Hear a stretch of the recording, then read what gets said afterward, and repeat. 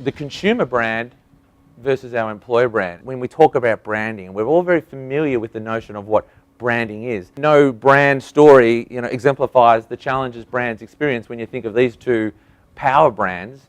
And what's interesting about these brands is if we did a poll here in the room, we all have perceptions as to which brand we prefer. And then if we flip it the other way and we say, well, okay, you all might prefer Coke or you might prefer Pepsi, which is the better company to work for?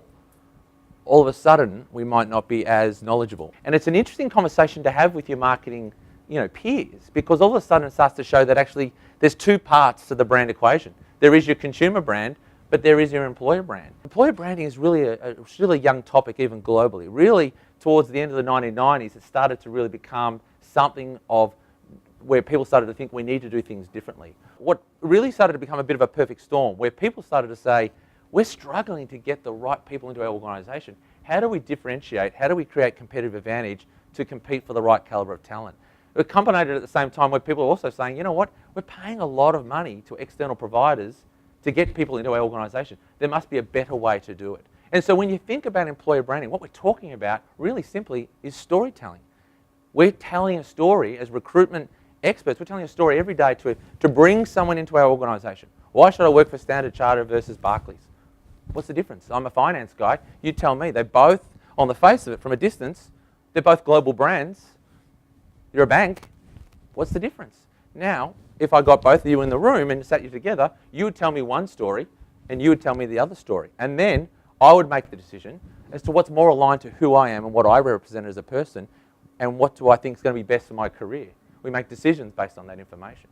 So storytelling is really important. But then how do we make that story scalable? How do we start to take that story out and above and beyond to the people that we ultimately want to influence? What's an interesting exercise is if you were to grab 5 hiring managers and just say, hey, I'm interested. How do you tell the story to a candidate as to why you should join this organisation?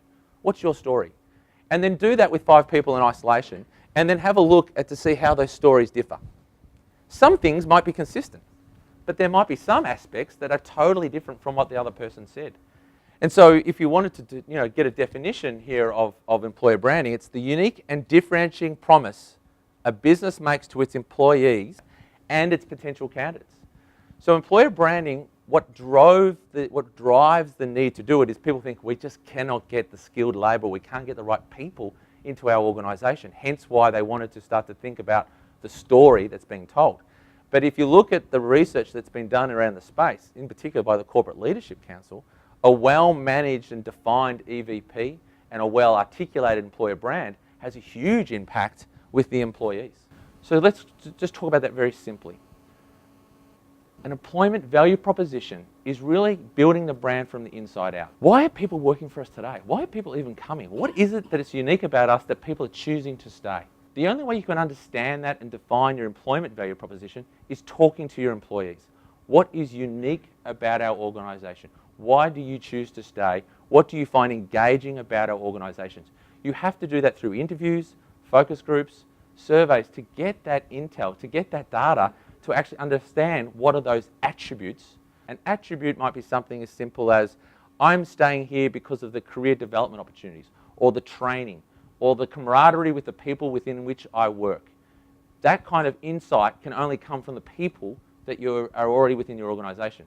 Once you understand what it is that attracts and commits people to your organisation, that becomes the foundation of your employment value proposition, right? And so here in the centre is that EVP. So once you have that as a crystallised foundation, how do you start? I think your words were proactively start to think about your brand, okay? So let's talk about that. So here we have awareness. That's attraction. This is recruitment. And this is retention. How do we take this brand? What are the touch points? So I'll give you an example. A touch point might be your corporate website.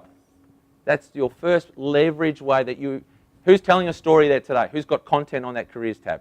Are you telling the right story? Are you telling the story that's reflective of actually what's significant about your organisation?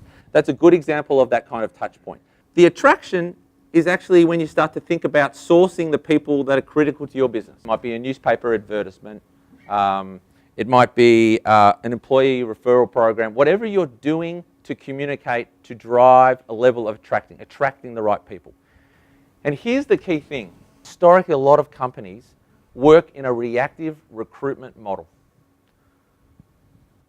Viva's left, we've got to replace her, what do we do? Let's do this, this and this. She's only giving us 1 month notice, there's pressure on the business. We are reactively trying to source talent into our organisation. It has a ripple impact within the business. It has a ripple impact from a cost perspective because the job's actually not being done properly.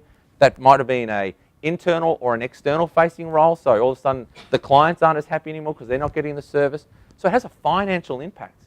Everyone talks about measure. Measure is starting to understand what's important to your business.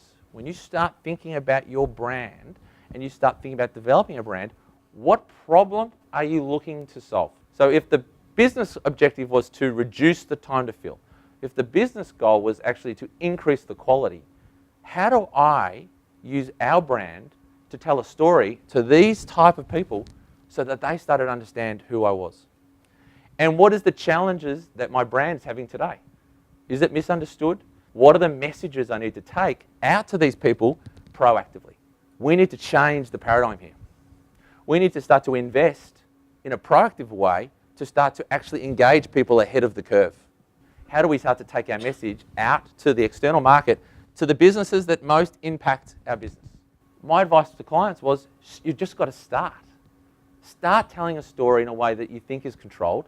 And as you get more progressive, you'll change that story. You'll get more money. You'll get more insights. And you will evolve that story. Who am I competing for salespeople? Right? Who are your labour segment competitors? Not your consumer competitors. Who are your labour segment competitors? What are they saying? What's unique about them versus you? And what often happens is you need to actually have an understanding of that. Read their job ads. Read what they say on their careers pages.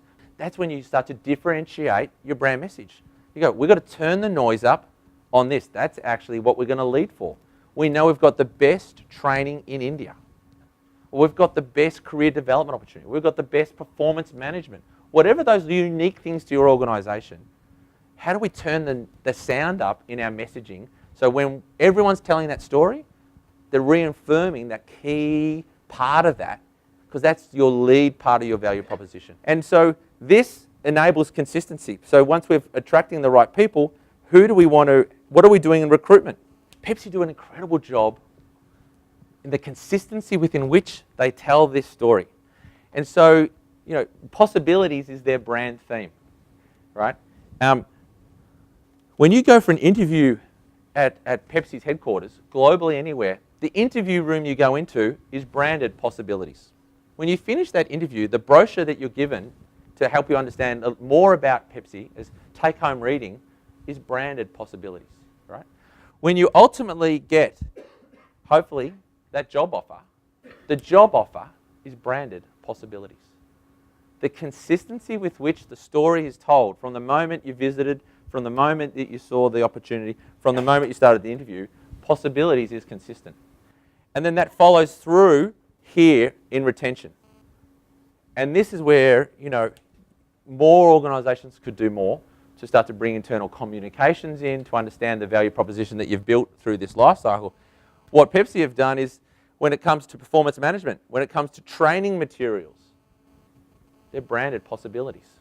They're reminding people as to what they first bought into and why they joined. People, in particular on LinkedIn now, are starting to build communities of people around their brand.